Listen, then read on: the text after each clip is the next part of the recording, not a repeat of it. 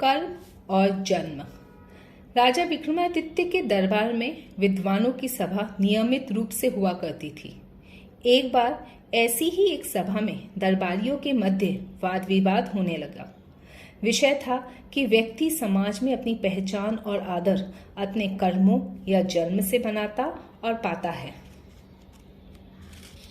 कुछ लोगों का मत था कि सदाचारी और गुणी परिवार में जन्म लेने से ही व्यक्ति में वंशानुगत रूप से सभी गुण आ जाते हैं।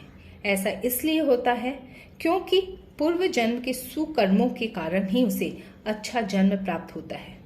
अन्य लोगों का मत था कि केवल अच्छे परिवार में जन्म लेने से ही व्यक्ति अच्छे गुणों का अधिकारी नहीं होता है या आदर पाता है। व्यक्ति को कर्म से गुणों की प्राप्ति होती है। उन्होंने चंदन के वृक्ष का भी उदाहरण दिया, जिस पर सांप के लिपटे होने पर भी विष का प्रभाव नहीं होता है और वह सदा शीतल ही रहता है। उसी प्रकार कीचड़ में होने के पश्चात भी कमल की सुंदरता अछूती ही रहती है। दोनों पक्षों का तर्क सुनने के बाद राजा ने कहा, दोनों तर्क अच्छे हैं, किंतु मेरे विचार में व्यावहारिक प्रयोग के द्वारा हमें इसे समझना होगा। फिर राजा ने अपने सिपाहियों को बुला के निर्देश दिया, जाकर शेर का एक बच्चा ले आओ। कुछ देर बाद एक शेर का बच्चा आ गया। राजा ने एक गडरिये को बुलाकर शेर का बच्चा उसे देते हुए कहा, इसे ले जाके अपनी भेड़ों के साथ पालो। आश्चर्यचकित गडरिये ने पूछा, किंतु महाराज, मैं शेर के बच्चे को भेड़ों के साथ कैसे पाल सकता हूँ? राजा ने प्रश्न किया। क्यों नहीं? गडरिये ने समझाया, हे महाराज, आप भली भांति जानते हैं कि शेर मांसाहारी जीव है और मांस पर ही जीवित रहता है, किंतु भेड़ शाकाहारी है और वनस्पति पर जीवित रहती हैं। राजा ने कहा, अच्छा, फिर ठीक है, उसे वनस्पति ही खिलाओ। शेर का बच्चा बहुत ही छोटा था। उसे शुरू में भेड़ का दूध पिलाया गया। बड़े होने के साथ वह भी अन्य भेड़ों के साथ खेत में घास चरने लगा। वह भेड़ों के साथ साथ रहता, घूमता और खेला करता था। एक दिन शेर का बच्चा भेड़ों के साथ खेत में चल रहा था। राजा अपने दरबारियों के साथ लेकर उनका हाल देखने पहुंचे। अचानक एक शेर ने जोर से दहाड़ा। दहाड़ सुनकर सारी भेड़ें पलक झपकते जान बचाकर भागने लगी। उनके साथ साथ शेर का बच्चा भी भागा। राजा दरबारियों की ओर मुड़कर बोले, देखो, शेर का बच्चा एक जंगली जानवर है, फिर भी जन्म से ही अपनी आदतें जंगली नहीं हुई। भेड़ों के साथ बड़ा होने के कारण वह अन्य भेड़ों की ही भांति शांत था। तत्पश्चात राजा ने शेर के बच्चे को जंगल में भिजवा दिया। उसकी गतिविधियों पर ध्यान रखने के लिए कुछ सिपाही नियुक्त कर दिए गए।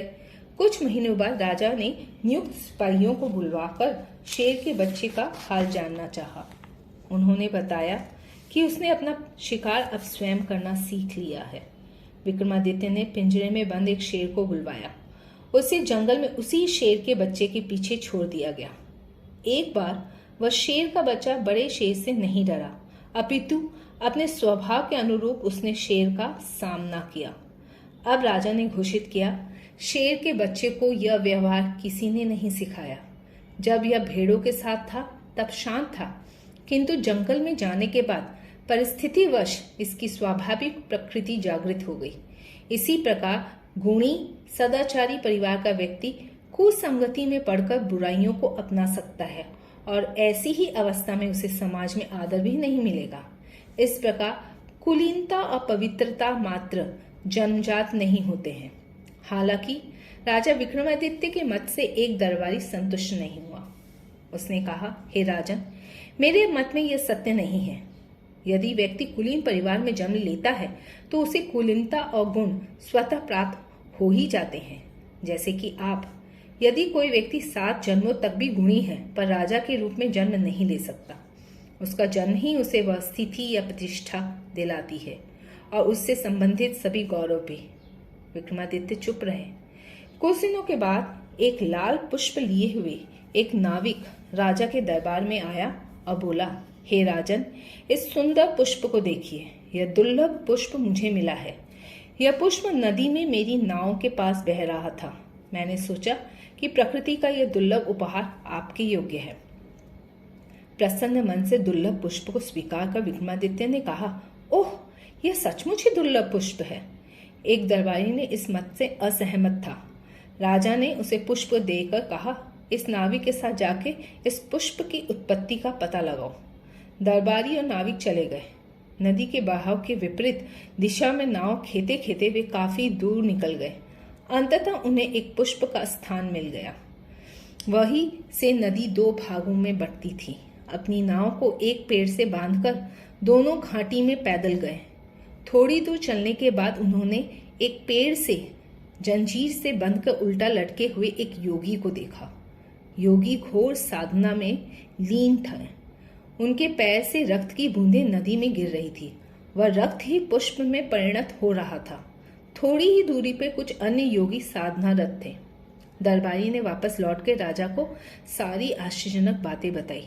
राजा ने कहा, क्या तुम जानते हो, पेड़ से लटका हुआ योगी मैं था। वह मेरा पूर्व जन्म था और वहां के दूसरे योगी जिसे तुमने देखा वे सभी मेरे दरबार में मंत्री हैं। पूर्व जन्म के कर्म हमारे जन्म की परिस्थिति निर्धारित करते हैं। इस जन्म के कर्म उन्हें संवारते हैं।